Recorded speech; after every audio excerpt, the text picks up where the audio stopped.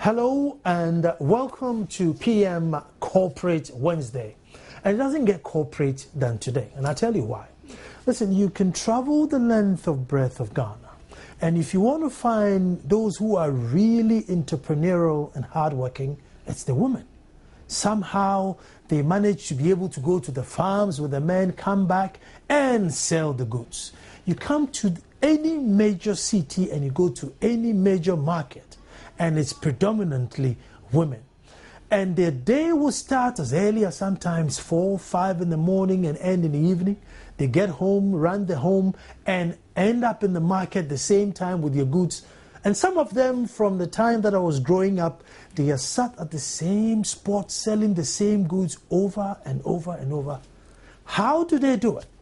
And being that today, all week we've dedicated most of the platform in commemoration of World's Women's Day, which is coming up on the 8th of March. Today we're going corporate by going to find out what really happens at the market. Is it tough? Is it a profit-making business? What is actually there? And so with me in the studio is the Queen Mother of the Market Women Association of Accra, and she's Madam Mercy Ni-Jan. Madam, you are very, very welcome. Thank you very much. And today I am so excited because, I am going to be so inquisitive to find out what the business is there. But I want to find, one thing that amazes me is every Christmas, you see a little clip on TV, and then you interview, we don't buy anything, we are struggling. But come next year when the cameras come, they are still there selling. So is it a lucrative business? Is it profitable or it's not? Well, thank you very much. I think market business is a very good business. Mm-hmm. I was a teacher. My mother was at the market. It came to a time as I was running from school to the market, I found out that their business is a very good entity. So I decided to leave the teaching field and come to the market to trade. So that is how everything started. Mm-hmm. And since I started trading, I found that at least I'm okay. Okay. I'm okay if I look at my mates from college and I look at myself, I think I'm a little bit ahead. Well, that's good to know. That's good to know. Now, the other thing is the conditions of the market. Now, sometimes, most of the time, it's overcrowded. You go to the market and there's not even space for you to walk. I mean, whose duty is it to let the market women come to say, okay, no, now the market is full up, we can't take any more people. Is there somebody to regulate that? Yeah, thank you very much. In fact, the markets have become an open space. If I say an open space, nobody writes an application that I'm coming to the market to sell. If tomorrow you feel like selling, you try to purchase some goods, you put them on the trade, then you put it on your head, and you are a trader, you are coming to the market. So usually it's very difficult for us to control the people that come into the market because you can't number them. It changes day in and then day out. During Xmas time, people will come as far back as Koforidua to come and trade in Accra because that's where the business is. So you can't just regulate the number of people that come into the markets. But all that we have to do is, if you are not registered, you don't have a market space because the market spaces are for registered people. So what they do is, you carry your goods, you reach a space, there's a little space, no man's land, you just put your goods down today, nobody says anything, the next morning you come. At the end of the day, you see the people coming. And also, there's a lot of unemployment. And usually, I always say, the market is very fortunate to absorb all the unemployed people, both men and women. Because if you come to the market and you are not lazy, by all means, you get something to do and you get food to eat. But the authorities that control the markets are the district assemblies.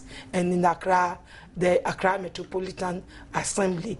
So we are like tenants in the market. But if you look at the trading business, it comes from generation to generation. So presently they have built about 20 market spaces occupied by 20 people. Maybe I've given birth to 4 people, somebody with 3, other with 4. So at the end of the day, you see that you have more people selling in one shop than it was started. Okay. So I bring my oil and just come and sell in the small corner. Yes. He sells tin tomatoes, he comes in the small corner. So what we feel is, presently, the markets must be renovated. And that is where the problem starts. If I say the problem starts, market women or market traders have got experiences whereby their places have been taken from them during renovations. So presently, they have some fear in them that if you say, I'm coming to renovate the market, if you finish, it will not come back to them. And this is what we are pleading. I'm using your media to tell them that it's long overdue for rest market people to sit in wooden structures. It's long overdue. Even if you look at Accra as a millennium city and our markets in wooden structures, in fact, it doesn't befit. Because you look at Kaneshie and they haven't had problems that others have had. And Kaneshie looks, more structured and more designed as a market space. I mean, would you want to see markets like that, dotted around, or marketing? They have to redesign it. I think there should be some redesigning. Okay. Redesigning in such a way that if you look at the market community, you have a lot of elderly people. So to build a market with about 3-4 story, then you have to be making preparation for lifts or escalators because it is modern times. Yeah. But if even the market women can climb the stairs to go and trade, how much more those who are coming to buy? So Kaneshie is a nice model. It was built almost 30 years ago and is still in a very good shape. These are some of the markets we want to inherit, but there must be some modernizations in them so that it will benefit us, the traders. You're very eloquent, obviously educated and very intelligent, but the market woman, quoted unquote, if I was to ask anybody to describe the market woman, they won't describe you. Thank you. And how do we encourage people who are educated to say, listen, you can go into the market business? Because it's like, you go to the market because you are not hardworking, but it's not like that. Thank you. That was formerly when our great grandmothers were in the market. Presently, if you would come to the market, you see doctors selling, you see nurses selling, you see teachers selling. It's long overdue that we have most of the market women are as illiterates. Presently, the advice we are giving them is, if even you want your child to take after you, make sure you give the child the maximum education as far as the person can do. If the person can finish university and come and take up your business, the better. Because with that, accounting will be accurate. Communication with customers will be accurate. So there will be no problem. But if you take it backwards, we see a lot of our mothers. Sometimes they say, you don't know anything at school, I will take you to the market. The market is not a place to dump those who don't know anything, because you are coming to deal with cash. And money is very difficult to deal with. If even the persons give you money and you can't give the correct change, then you are in for a loss. So this is time people should clear out that idea that if your child is not doing well, that child should come to the market. Yes, the child can come to the market, but the type of business the child is coming to do will not benefit her. Because if I hadn't been educated, I don't think I would reach where I am today. So yes, we want them in the markets, but we want their educated children to make an impact on the people in the market. Because at least if somebody don't know what is happening, I will be able to teach the person. That's why we always try as much as possible to organize seminars. We go to conferences, we go to lecturers, and at least the few of us who can read and write will come back to our society, that is our market associations, to educate them. Mm-hmm. We attend ACE. I was in the AIDS Commission. I was in TB program, so that we will know exactly what is happening. Mm-hmm. We deal with the legal aids about this interstate succession laws that protect women. Mm-hmm. You see, formally we don't know. Your husband will die, and they will come with a stick to just push you out. I don't think any woman presently, whether a market woman or a woman in the society, will sit down for that to happen, because we have been enlightened. Our minds have been opened. Let me come back to security in the market, because you were dealing with money. Mm-hmm. You're sitting out in the open, and sometimes there are no police or anything around there. So how do you keep yourself safe? I mean, security-wise? Well, it's a big problem. But as for you do, that is where we have got. Mm-hmm. So I have to try as much as possible to make it work.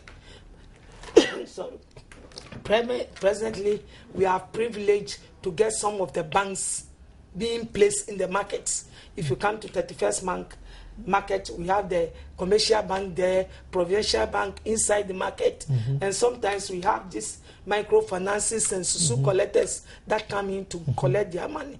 You know, all is not well, and mm-hmm. I hope in course of the time when new markets are being built, more banks will be included, and I wish safes are even put in the various stores, so that you know, if even it's not time, the time is past for you to send your money to the bank, there is a safe in your store that you can keep your money in there. So that is what we are praying for in our new markets. Another thing that I've seen which amazes me is the susu collector. Mm-hmm. Now he comes and he's a very average, normal-looking guy with his leather pouch and his pen, mm-hmm. and he just comes and sometimes doesn't even say anything. It's just a mutual understanding. He just takes the money, mm-hmm. writes something, and goes. I mean, does he run away with the money, or does he pay back? Because I mean, you could tell that this woman doesn't know this guy, where he lives, mm-hmm. or anything. But they've built this trust where he just comes in, gets the money, and goes. Mm-hmm. I mean, that's business of trust. And I mean, he doesn't run away with the money. Obviously, at times some do. Okay. But majority of them are honest. I see. They have been with us for a very long time, and we are working with them. But most of them even run away with the money, or you say, "Oh, I'm on the way, and armed robbers just collected the bag from me." What can you say?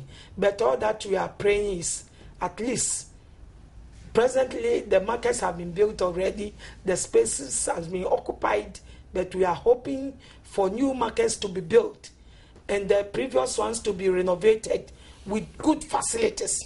That's why presently we are saying, if the authorities are going to build out the markets, they shouldn't do the plans and everything before they come to show us the designs. No, we want the market woman, whichever market is going to be renovated or built, we want that particular executives to be on the board from the planning stage, so that they know exactly what is happening. Mm-hmm. If you are doing this, they know this is too high, we can't climb. This is too small for us. This is too big for us. Then we know exactly what we are after, so that at the end of the day, the women will feel so involved mm-hmm. in exactly what have been happening. So they will feel happy when it is given back to mm-hmm. them. So all our prayers is, the women should have hope that presently the executives have made sure that no market woman or no market trader will lose his or her space after renovation or after rebuilding. Once you are registered? Once, not even registered. Presently, if you come to Makola, you see the wooden structures, single structures. Where are lands? Do you have land in Accra? No. So if they are going to build, it shouldn't be the one single structure. We want it about 2 or 3 layers, so that if even the market woman will take the first and second floors, banks and so on will come in. So we'll be more secured by giving so many banks to deal with. So we'll have a choice whether you like this bank or that bank, because they have space to showcase what they have for us. The other thing is, because the city is developing, I mean, would you want markets to be situated outside of the city? Because some of them are really in the middle of the city. So would you want markets in like maybe Pram Pram, maybe Kasua, maybe after Osei? Would you want markets to go there, or do you still need them in the middle of the city? Those places are new settlements. They can start markets there. But presently, the markets are some sort of tourist centers. So somebody will come to the city, inside the city, like Mokola, not to look at the beautiful buildings, but to look at the indigenous market women with their hats and their babies at their back trading. Because if it comes to store trading, they have a lot more modernized one in their countries. But what they want to see is this pepper seller on the table, just arranging the pepper with the baby at the back, with that sort of tourism they want. So I think if even they have to build more markets in the outskirts, still they should maintain the city one and modernize it. Modernize, renovate it, so that it will make up to the sort of environment the marketing.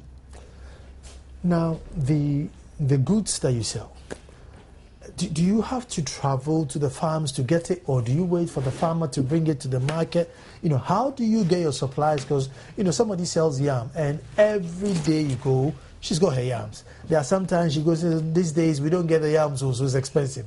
These days there's a lot of yams, so it goes down. I mean, how does that operation work? Thank you.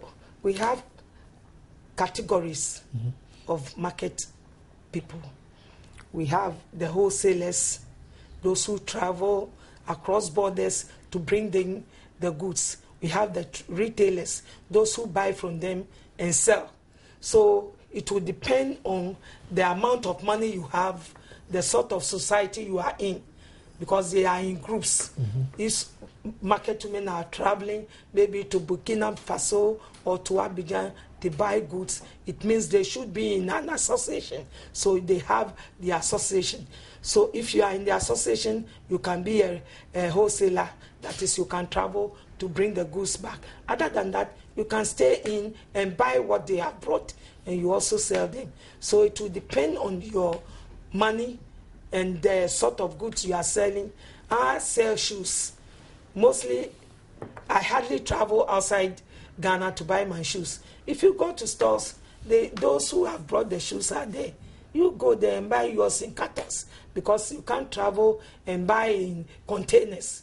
But you can go and do your selection in cartons and come and display and sell. One thing that I think amazes me and everybody who comes to the market is, today you go and 4 yams is 5 cedis. Now next month when you come, the same 4 yams now is 8 cedis. And if you go to anybody, it's the same 4 yams for 8 cedis. So is it like the morning we meet to say, listen, today this is what we are going to say? because you come to them, it's 3 yams, 5 cedis. Oh, it's expensive, I won't buy it. So you go to the next lady, oh, it's 3 yams, 5 cedis. It's the same price. So how do you come by that price? Do you know what?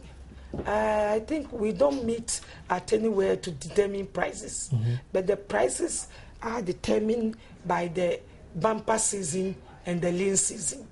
There are seasons you get plenty yams, you got a lot of tomatoes on the market, and there are seasons they are very difficult to get. So it will depend on the season, because those who travel outside to buy the goods, they travel. They calculate their expenses, the goods they have bought, then give out the price. So usually, if they all travel to Togo to buy the goods, you see that they took the sewing transport the same. So at least it will, if even at all there is difference, it will be very little.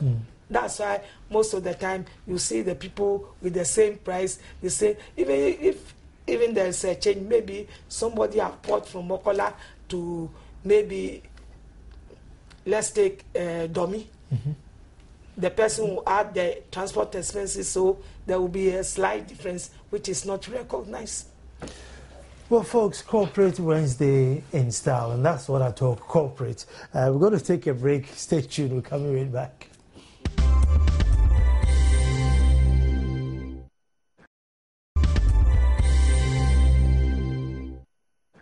Hello and welcome back. We are talking about market women in Ghana's economy.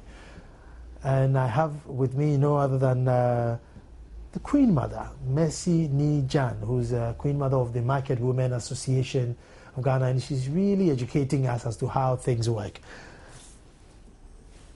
Mercy, I still want to stay with the pricing a bit. You know this now, petrol increase. So every 5 minutes petrol has gone up, every 5 minutes petrol has gone up. Now, how then do the market determine that, okay, because of the rise of petrol, now we're going to price this way? I mean, how do you come to that pricing decision? You see, usually, sometimes there are petrol increases, and every market trader is seeing for a profit. So you can't do business at a loss.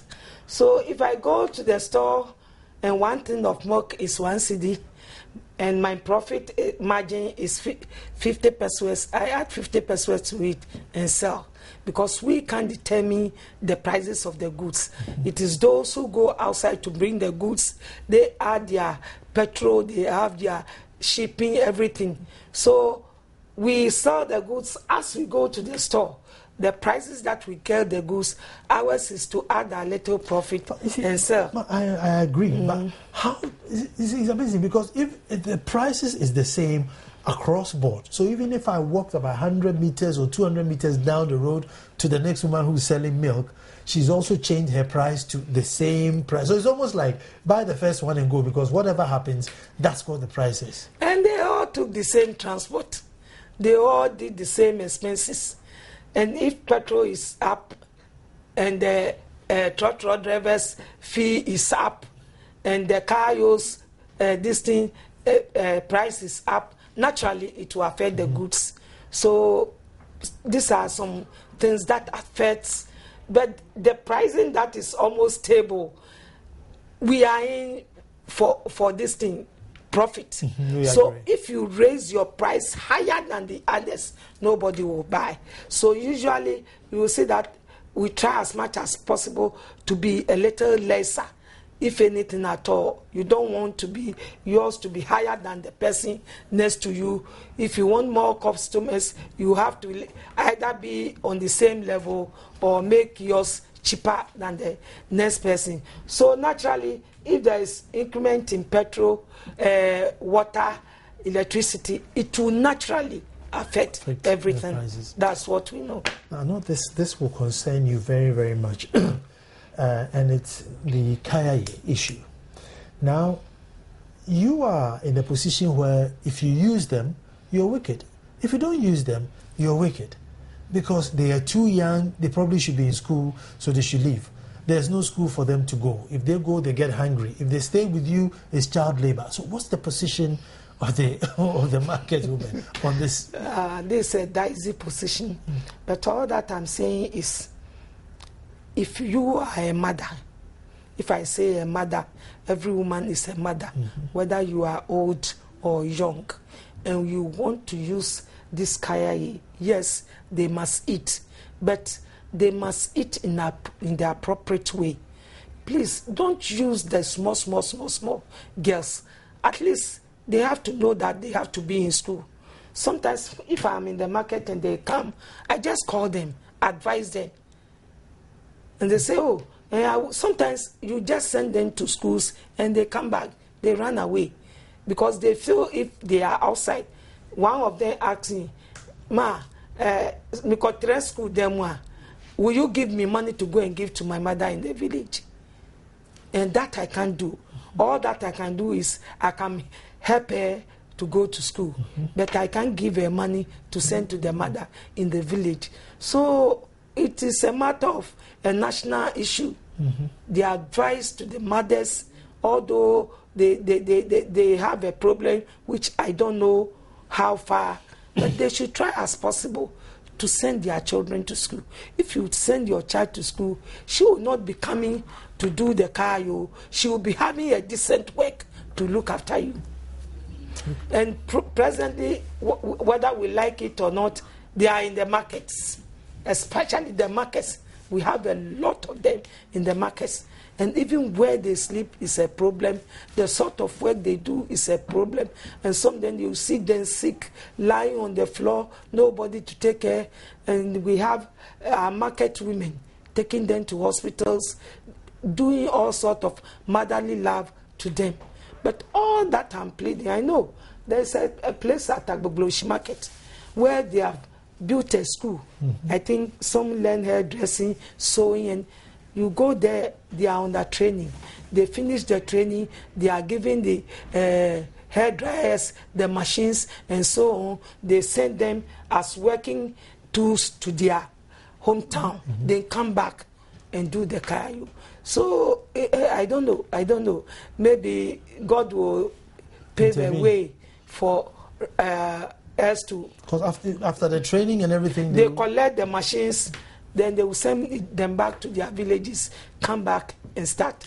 I mean, this is not your business, though, but maybe where they go, nobody's doing in their hair, so they'll probably go to their village with a dryer and nobody comes to fix their hair. It's not your business. I'm just saying that, sometimes you need to find out what activity is in the village where they are coming from and then enhance them in that. But another thing is sanitation.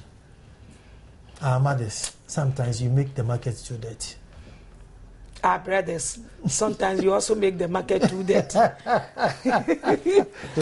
both ways. Yes, because what can we do about sanitation? That's a collective issue, the collective problem. That's a very big problem, not only for Accra but for the whole nation.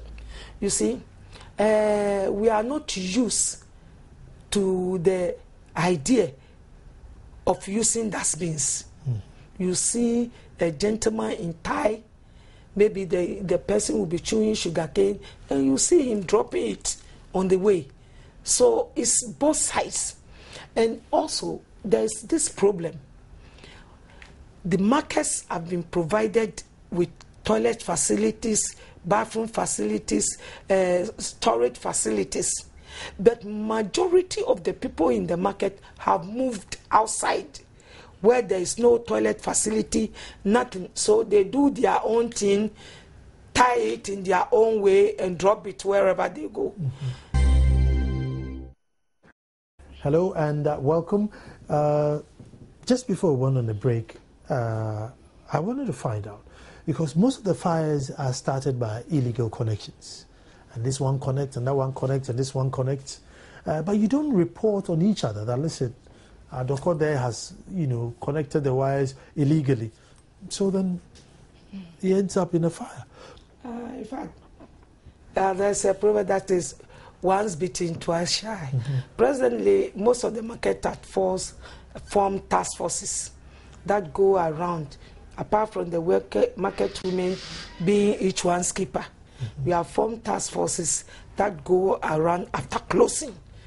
That's why you hear us, but the market should start from 6 to 6, so that the task force should get ample time, daylight time, to go around to see whether everything, all fires have been put off, those sewing, their machines have been put off, ironing people's irons have been put off. So that is exactly what we have started doing. We have some in 31st Market.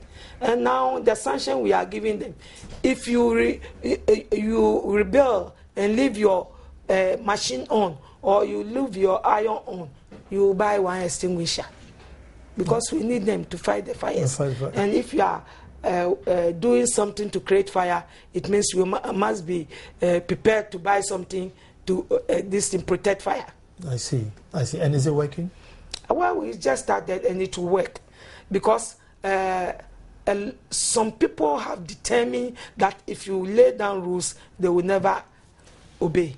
The market investigation, when the fire's gone, the Americans came in to investigate, and that came in to investigate. I mean, being the Market Women Association, did they give you any different reports to say, look, it's A, B, or is it C? Officially, no. But what we heard was they came in when we have already tempered with the evidence. Because, as I said, immediately the things got bent. We were in a rush to just put up something to get something to eat. So we didn't wait for them to come in. And we are not hoping another fire will happen for them to come in again. All that we are praying is God will have mercy on us. And at least if somebody have made the mistake of leaving something on, God will raise it to somebody to go and check it out. You see, I so sympathize with the woman, because I think you're so much in a corner where now the place is bent. If you don't hurry up and go and rescue the small that's left, some thief is going to come and get it. So then you need to go there and at least rescue what is not bent. And by doing so, you then tamper with the evidence, so then they can't help you to tell you what happened. So you're in such a phase. I mean, what would you ask for, like more protection when the fire comes? I don't know. Well, presently, I think the authorities are always in. Because if I can remember, there are some markets which have got fire education about 2 or 3 times just this year. Okay. So they are on our heels. Okay. You see, accidents can happen. How about big polytanks? Because all the time we hear is that fire service say that, we didn't get water, it wasn't close to water. Will the markets, put these big King Kong polytanks, maybe 2 or 3 for every market, so that when the fire service comes, they can go there and take the water and come and extinguish it? I don't know, I'm not a technical person. I don't know how far that will help. But I think during the time they were building some of the markets, they made fire hydrants in the markets. 31st, we have some. Okay. So all that I'm saying, if you know you are in the market and you see this fire, please don't put your store on it, don't put your table on it. It is there for a purpose. Because last time there were some people who had just covered the hydrant and they were selling on it. The executive went in and they were annoyed. I don't blame them. They don't know the use of it. So presently they are being taught the reason why they have made those places available.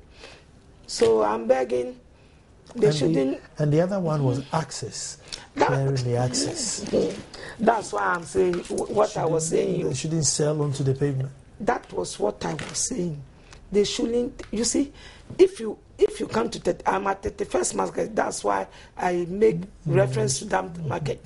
When the market was built, a car can start from one gate, pass through the market to the other gate. Pleasantly come in and see what is happening. We will talk and talk and talk. We will come here with the task force today. You push them in. By the time you get to the next shed, they have pushed it out. You know, women, always we want to be ahead. So if your sister is a feet, then you go 2 feet. Then that is what is happening. But presently, what is happening to us, we should get a lot of experience from it, and for our own benefit, our own good, try as much as possible to leave access that fire service can pass through, at least if there's an emergency, so that they will be able to help us. Because most of the time they go and there's no access. Kumasi, I heard there wasn't any access to where the fire was burning. So I'm pleading with them. The other thing for their own benefit, they should leave the access places. Do the marketplaces have like creches, nurseries, and kindergartens? Because most of the women will take their little children there. And in the scorching sun, it would be nice if there was some cool shade for them to go. Do we provide these things in the market or not yet? We have in some of the markets. Okay. If you come to 31st Market, we have a day nursery there, up to get kindergarten.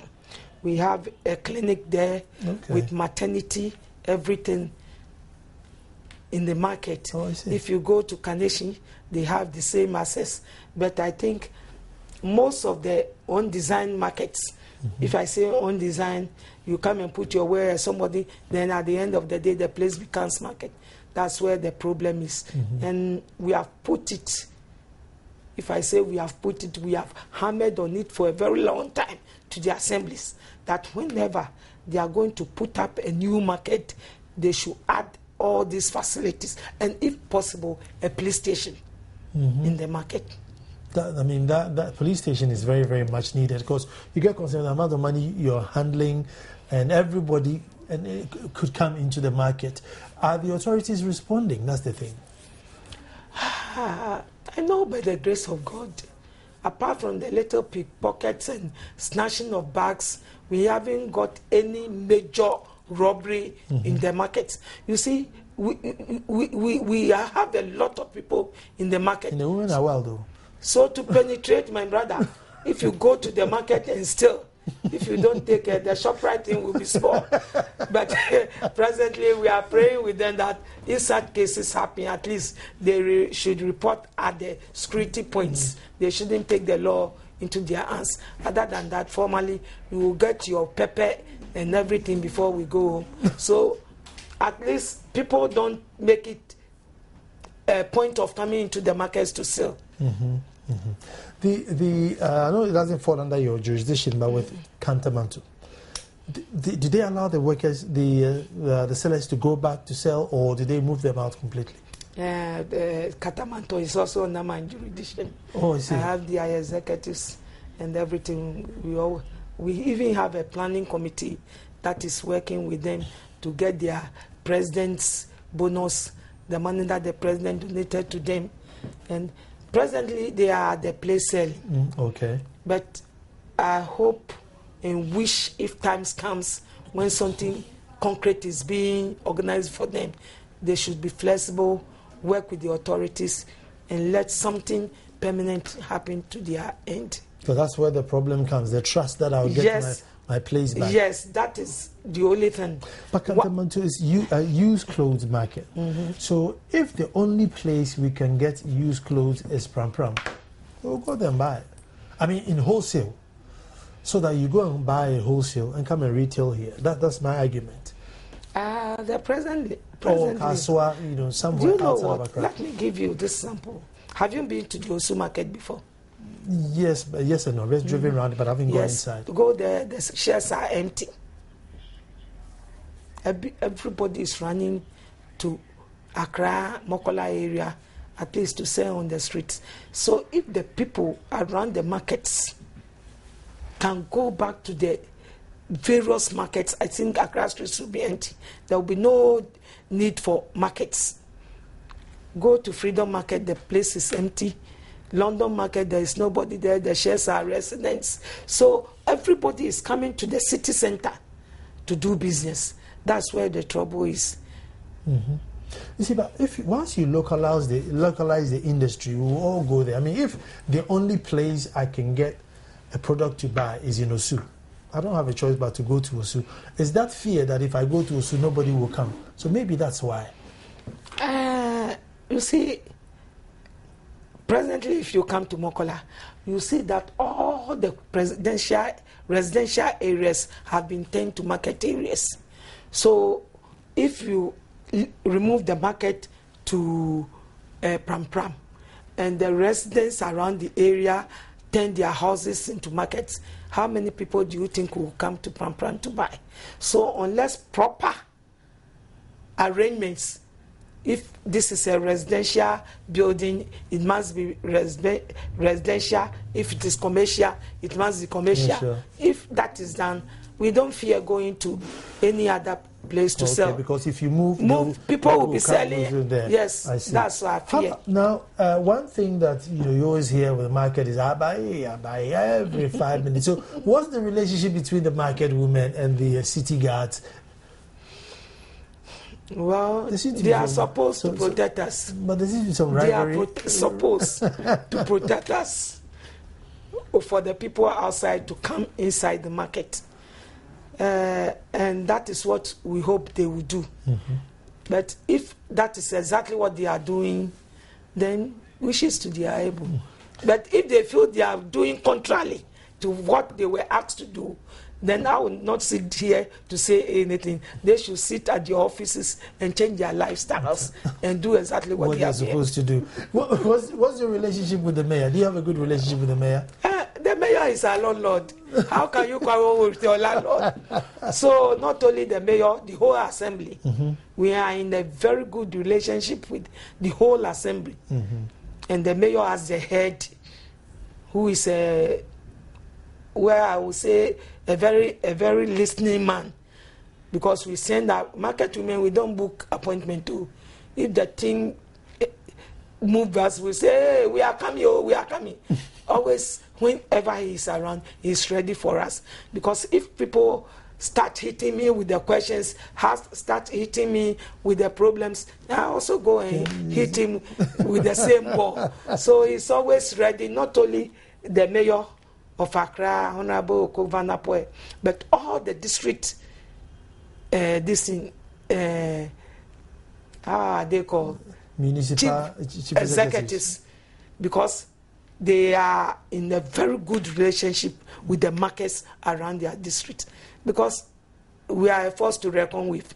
If you play with us, we will also play with you. I know. And we are the highest, I don't know, economic area for them. That is where they collect their tolls, their licenses. So if you play with us, we will play with you. And they know that, so they are always in good terms with us. So when they come round to the market a day, how much do you have to pay a day to be in the market? If you are in the market, it is your daily toll. Okay. If you are a hawker, I think it's 50 pesos a day. If you have a store, you have what to pay. If you are on the table, there's an amount you have to pay. But the least is for the hawkers, which is 50 pesos. Okay. So it will depend on where you are, and that will determine the amount of money you have to pay daily. Some pay daily, some pay monthly. Oh, okay. The hawkers like this, and the table people, they pay daily. Okay. The stalls pay monthly. Because with the hawkers, they will come today, tomorrow they will not be there. Okay. So you can't say monthly. Auntie Mercy has been wonderful. It's been the best corporate Wednesday I've ever had. Talking through corporate. And I hope that, I'm sure we'll come to you for other issues and talk and respond to us. Well, folks, as I say that tomorrow we'll be back to do it all over again. But then again, it's Independence tomorrow. And those of you who have access to Joy FM or My Joy Online, my program, 2 o'clock on Joy FM, that's my opinion. And tomorrow, the title is very funny. You know what I said? I says, riddle, riddle. What was built in 9 years and took 48 years to destroy? And again in the evening on PM Express, Professor Kosa will be on talking Ghana. So tomorrow is all things Ghana. Yes. Thank you very much for staying tuned.